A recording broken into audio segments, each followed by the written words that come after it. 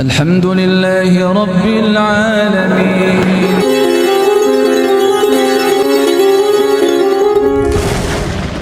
Bahwa di dalam bulan Ramadan ada kewajiban berpuasa, wajib, tidak boleh ditinggal dalam kondisi apapun kecuali dua, maridon aw ala safarin, sakit atau dalam perjalanan. Selain itu tidak boleh, kerja sekalipun harus menyesuaikan dengan kondisi sehingga tidak memutuskan kewajiban puasa Ramadan.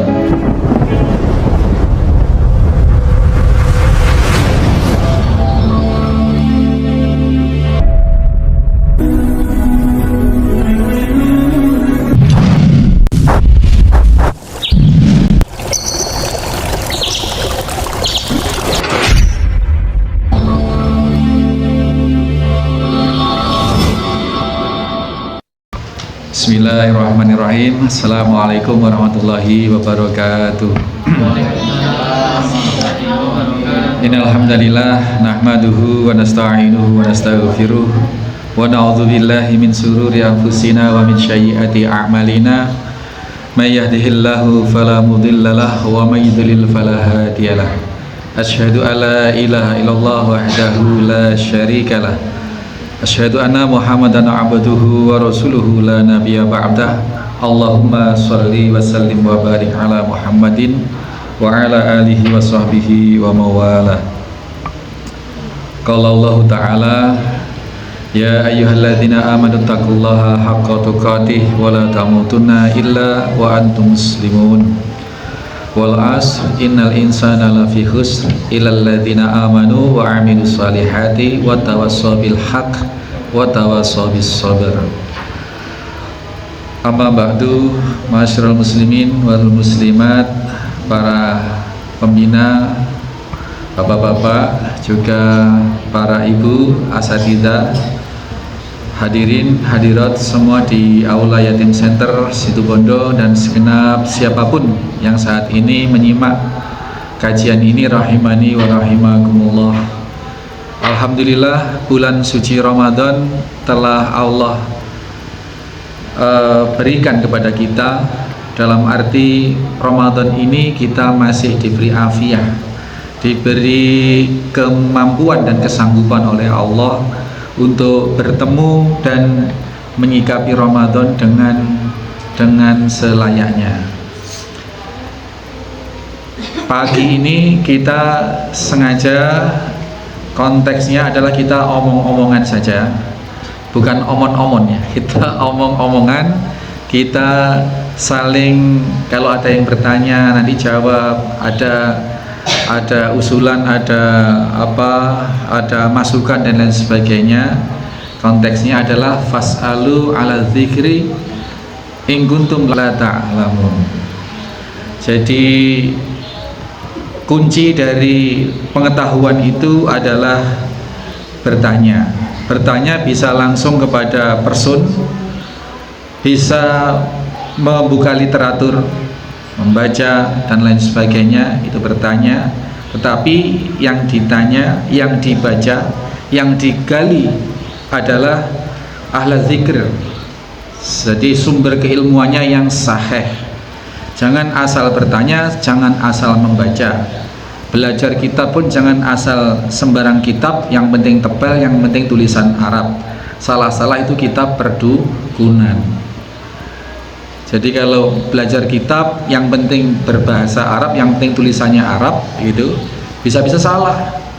Ada yang namanya kitab yang khusus membahas di dalamnya bikin raja. Ada itu. Kitab asli, kitab kuningnya ada, terjemahannya banyak di pasar-pasar. Gitu. Termasuk saya dulu pembelinya waktu masih SMA itu, kalau dapat sangu kok dikirimi dari orang tua itu sekian, alokasi satu beli kaset Zainuddin MZ, yang satu beli buku, pokoknya itu, lainnya untuk bayar kos, untuk makan dan lain sebagainya. Maka lulus sekolah itu bukunya seharat-harat, kasetnya Zainuddin MZ itu lengkap, itu nggak tahu sekarang kemana. Jadi kembali kepada fas'alu ala dzikri in kuntum la ta'lamun. Bertanya itu menghasilkan apa? Menghasilkan ilmu. Al ilmu qablal amal. Tetapi kemarin kita sudah sampaikan bahwasanya amaliyah yang baik, adab yang baik itu tidak cukup dari memiliki ilmu.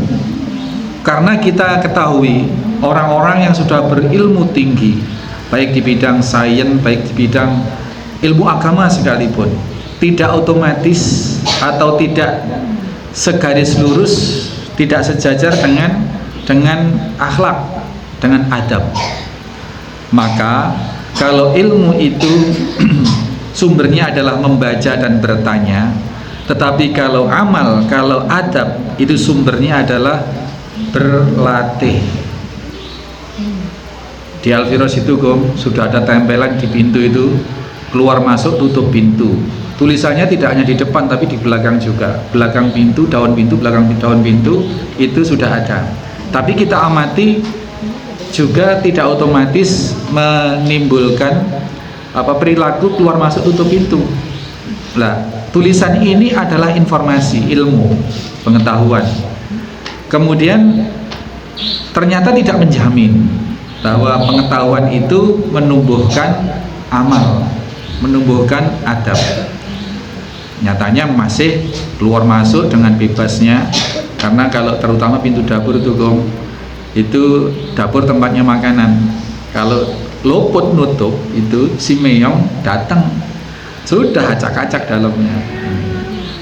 Nah, terus juga sandal misalkan, kita disiplinkan mulai dini. Sandal masuk ruangan itu sandal menghadap keluar, ya, supaya tidak usah jongkok, tidak usah natal pakai tangan, ya pas masuknya itu saja menghadap keluar atau mundur. Ini tulisan sudah ada, diperingatkan berkali-kali sudah ada, tetapi juga tidak otomatis langsung, ya, tidak otomatis langsung menimbulkan pembiasaan atau kebiasaan. Nah, ini membuktikan bahwa amal itu, perbuatan itu membutuhkan latihan atau membutuhkan penyesuaian. Hari ini orang yang sudah ahli di bidang perminyakan, orang yang sudah ahli di bidang keuangan, bahkan diberi jadi direksi, jadi dirut dan lain sebagainya. Apakah otomatis pengelolaan sumber daya yang sudah berdasarkan keilmuannya itu kemudian membawa kesejahteraan? Ternyata malah disalahgunakan. Berita pertama sangat mengejutkan, Pertamina tertangkap korupsi 193 triliun. Kemudian Kejaksaan Agung merilis 193 triliun itu setahun. Lah kalau 5 tahun, itu padahal 5 tahun sejak 2018. Coba 193 triliun kali sekian, hampir 1 triliun. Triliun itu 1000 triliun. 1000 triliun. Ini anak-anak sekalian, ini adalah ayat Allah, ayat kauniyah Allah yang juga harus kita baca. Kejadian-kejadian di negeri kita, di dunia pada umumnya ini adalah ayat-ayat Allah yang berupa kauniyah. Kalau yang di dalam Al-Quran yang dihafal tiap hari itu adalah ayat-ayat qauliyah yang terucap oleh Allah, merupakan firman, merupakan kalam yang kita baca, kita pakai sholat, kita hafalkan, kita tadabburi itu. Nah, selain Allah menciptakan ayat qauliyah, itu juga menciptakan ayat-ayat kauniyah. Alam semesta dan seluruh kejadian itu adalah ayat kauniyah, dan itu sebagai bentuk pembelajaran kita juga. Ini ya, ini sangat penting, terutama di bulan suci Ramadan. Sebelum suci Ramadan berkali kita sampaikan bahwa bulan Ramadan itu tidak sebatas pemahaman kita selama ini bulan puasa, bahwa di bulan puasa diwajibkan, bahwa di bulan Ramadan ada kewajiban saum bulan Ramadan, saum Ramadan itu iya, bahkan menjadi rukun Islam. Seka berapa Farhan? Puasa rukun Islam seka berapa? 1. Berapa? Ini kan tanya jawab ini kan. Fas'alu 'alal dzikri. 2. 4. Dikasih bocoran apa ingat sendiri? Ingat sendiri ya, alhamdulillah ya.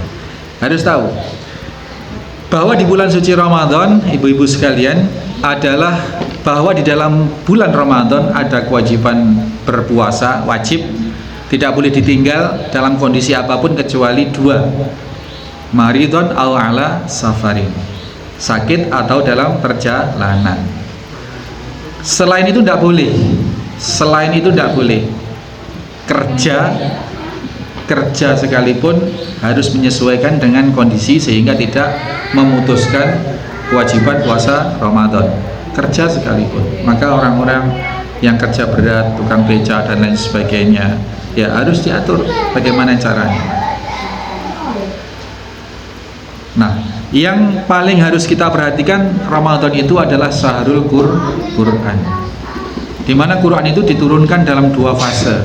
Fase yang pertama kata Ibnu Abbas adalah fase satu mushaf itu 30 juz isi Al-Quran itu diturunkan dari Lauh Mahfud ke mana? Ke Baitul Izzah. Baitul Izzah itu langit dunia. Itu prosedur pertama turun itu adalah bulan Ramadan di malam Lailatul Qadar. Inna anzalnahu fi Lailatul Qadar. Anzalna, kami turunkan Al-Quran di malam Lailatul Qadar. Itu adalah turun Al-Quran yang pertama global. Ketentuan lain yang lebih agak umum, syahrul Ramadan alladzi unzila fihil Quran hudalin nas wa bayyinatin minal huda wal furqan. Di dalam bulan suci Ramadan yang didetilkan keterangan Ramadan itu di surat Al-Qadar tadi, bahwa bulan Ramadan yang dijelaskan di dalam yang diflurkan oleh Allah di surat Al-Baqarah 187 itu didetilkan atau dispesifikkan Ramadannya adalah Ramadan di malam Lailatul Qadar. Inna anzalnahu fi Lailatul Qadar. Itu. Maka Al-Quran turun pertama kalau dari Lauh Mahfud ke Baitul Izzah itu adalah di malam Lailatul Qadar. Dari langit dunia atau Baitul Izzah ke bumi yang disampaikan oleh malaikat Jibril kepada baginda Nabi Sallallahu Alaihi Wasallam itu yang pertama itu surat apa? Al-Alaq. Iqra 5 ayat itu. Bismi rabbikal ladzi khalaq. Itu turun fase kedua. Yang fase kedua itu bertahap sampai dengan al-yauma akmaltu lakum dinakum, sampai ketika Nabi haji wada turun itu terakhir. Masanya berapa tahun? 23 tahun. 10 tahun di Makkah, 13 tahun di Madinah. Ini bahannya. Jadi ayo Farhan, kalau ada pertanyaan dari gurunya, Al-Quran diturunkan pertama kali pada saat kapan? Ganti tanya Farhan, yang mana itu Ustadz? Al-Quran yang mana? Yang global apa yang bertahap? Kalau yang global adalah pada malam Lailatul Qadar di bulan suci Ramadan, dari sisi Allah Lauh Mahfud ke Baitul Izzah atau langit dunia. Apa itu ya? Angkasa. Adiknya lo diem. Ayo, jangan dijaraki adiknya, biar nggak saingan sama yang depan. Paham ya? Jadi dua fase. Fase pertama dari sisi Allah Baitul Izzah ke Lauh Mahfud ke Baitul Izzah. Itu malam Lailatul Qadar. Kemudian dari Baitul Izzah ke langit dunia turun ke bumi itu bertahap selama 23 tahun. Ini Al-Quran. Dan itu adalah di bulan Ramadan yang pertama. Kalau yang kedua itu tidak di bulan Ramadan malah gitu. Bisa jadi di bulan Ramadan tetapi tidak di malam Lailatul Qadar. Yang sekarang banyak diperingati Nuzulul Quran itu tanggal 17 Ramadan. Bisa jadi pas di Gua Sur itu adalah 17 Ramadan. Terus kemudian bagaimana kok bisa jadi puasa Ramadan? kok bisa jadi puasa bulan Syahrul Quran itu. Nah, tampaknya karena Ramadan ini adalah turunnya kalam Allah, maka Allah memuliakan bulan Ramadan itu dengan mengutus atau mewajibkan berpuasa. Dalilnya apa? Dalilnya adalah lanjutan ayat tadi itu. Faman syahida minkumus syahra falyasum. Maka apabila kalian mau menyaksikan atau menemui bulan Ramadan, maka puasalah. Maka kalian berpuasalah. Jadi setelah diurai bahwa Al-Quran itu turun di bulan suci Ramadan sebagai petunjuk bagi manusia dan penjelas dari petunjuk itu, maka karena Ramadan turunnya Al-Quran, apabila kalian mendapati bulan Ramadan maka puasalah. Faman kana maridan aw ala safarin fa iddatu min ayyamin ukhra. Boleh tidak puasa bagi yang sedang sakit maupun sedang perjalanan, tapi wajib mengganti di hari lain. Kronologisnya paham ya sampai sini? Puasa diwajibkan oleh Allah di bulan suci Ramadan karena bulan suci Ramadan adalah Syahrul Quran, bulan turunnya Al-Quran, sehingga keutamaan kita berpuasa di bulan suci Ramadan itu tidak boleh mengalahkan keutamaan kita memuliakan Al-Quran. Maka Al-Firaskum setiap 1-20 Ramadan itu mengadakan daurah Al-Quran dalam rangka menyongsong kemuliaan Syahrul Quran itu. Kita buka secara umum, siapa yang mau bergabung, siapa yang mau ikut di Al-Firas 1-20 Ramadan untuk umum itu mengadakan daurah Al-Quran. Toreh sing belum bisa baca diajari baca di sini, diajak latihan baca bareng-bareng. Yang belum bisa bagus bacaannya, masih pating caletot bacaannya, ditahsin, dibagusi di sini. Yang sudah bagus, ayo ditambah hafalannya di sini 20 hari. 20 hari kita sediakan space di sini sambil buka bersama, sahur bersama, dan semuanya gratis. Itu jadi dalam rangka itu kita bulan suci Ramadan benar-benar mengagungkan Syahrul Quran ini. Nah, penyikapan sekarang terhadap Al-Quran itu beremas ya. Apa agi Al-Quran? Apa perak cukup beli toko kitab terus ditaruh di rumah? Al-Quran ya kita sikapi dengan yang pertama, kita belajar membaca dan memperbagus bacaan. Sing belum bisa alif bata ya tore Ramadan momentum untuk memulai usia berapapun, 86 sekalipun usia, apalagi yang masih dini. Dan semoga tidak disalahpahami bahwa belajar Al-Quran itu hanya fase ini, membaca dan memperbagus bacaan dengan metode-metode yang ada, iqra, tilawati, qiraati dan lain sebagainya, kemudian dilombakan.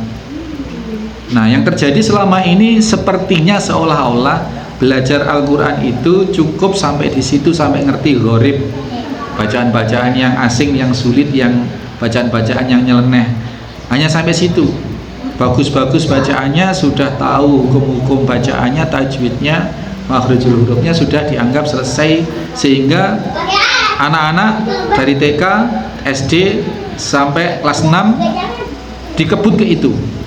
Naik SMP sudah lulus Iqra, SMP sudah tidak ngaji lagi. Ditanya kenapa? Sudah wisuda, sudah lulus Iqra, sudah bisa baca Quran. Ini tragis. Padahal level kedua membaca Al-Quran itu adalah apa? Setelah membaca dan memperbaiki bacaan, yang kedua memperbanyak membaca dan menghafalkannya, memperbanyak tilawah, memperbanyak membaca dan menghafalkannya. Ini satu rangkaian. Ini level kedua. Maka anak-anak yang menghafal Al-Quran di sini ini level kedua. Level kedua. Kejar 30 juznya. Kejar. Nah, ternyata tidak cukup. Sudah hafal 30 juz, tidak cukup. Level berikutnya adalah memahami, mencerna dan memahami yang disebut dengan tadabbur Quran. Minimal tahu artinya, minimal yang dibaca setiap kita baca tahu artinya.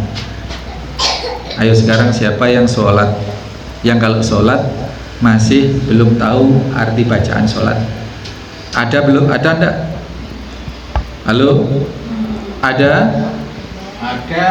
Nah, dari Allahu Akbar, iftitah, Al-Fatihah, surat-surat, kemudian bacaan ruku, iktidal, kemudian sujud, kemudian duduk di antara dua sujud, kemudian salam, tahiyat.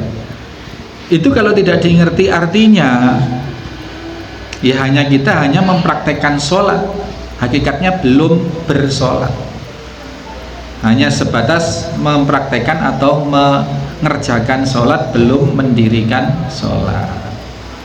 Maka di antara pembelajaran-pembelajaran yang harus lebih utama kita lakukan adalah belajar arti atau tadabbur itu. Itu level ketiga. Level keempat adalah mengamalkan Al-Quran. Kalau sudah level 4 ini berarti sudah paham isi Al-Quran. Paling tidak sudah ketika mendengar ayat Mas Baka mengimami sholat subuh tadi, fas'alu ala dzikri in kuntum la'allakum la ta'lamun. Seperti itu, sudah tahu artinya, panjang dibaca, tahu maksudnya. Seperti itu. Jadi Al-Quran kita agungkan, kita akrabi, kita sikapi dengan benar dikala di samping sambil kita menjalankan kewajiban dari Allah, berpuasa Ramadan. Jadi menyikapi Al-Quran tidak kurang penting dari berpuasa Ramadan itu sendiri, atau puasa Ramadan itu tidak lebih penting dari kita memperlakukan atau menyikapi Al-Quran. Terakhir, keuntungan kalau kita menghafal Al-Quran di bulan suci Ramadan. Seberapapun kemampuan kita menghafal, takalah kita mau menghafal surat Al-Kafirun, ini sering saya contohkan. Qul ya ayyuhal kafirun, qul ya ayyuha, qul ya ayyuha, qul ya ayyuha al-kafirun, al-kafirun, dirangkai qul ya ayyuhal kafirun. Satu ayat itu bisa dibaca ratusan kali, sehingga dapat hafalan satu surat Al-Kafirun itu kalau dihitung volumenya bisa-bisa kita ngaji satu juz. Jadi tanpa terasa kita menghafal Al-Quran itu sudah sambil tadarus satu juz loh. Apalagi surat-surat yang panjang, agak panjang, misalkan Al-Balad misalnya juz 30, surat An-Naba, apalagi atau mengambil surat-surat pilihan Al-Mulk, Al-Waqi'ah, Ar-Rahman, Yasin. Oh, Yasin ini kayaknya sudah pada hafal semua karena setiap malam apa Yasinan ya. Nah, ini setiap huruf berkali lipat. Di hari-hari biasa hurufnya itu berkali 10 kebaikan. Di bulan suci Ramadan dilipat gandakan. Dan bermodal pada keyakinan bahwasanya Al-Quran itu walaqad yassarnal Qur'ana lidzikri fahal mim mudzakir. Jadi siapapun ya, dan sungguh-sungguh telah aku mudahkan Al-Quran itu untuk dipelajari, diingat, dihafal. Maka Allah nantang, ayo siapa di antara orang-orang yang mau menghafal pasti akan memperoleh hafalan, pasti akan memperoleh pemahaman, pasti akan memperoleh kefahaman dari Al-Quran itu. Ini jaminan dari Allah.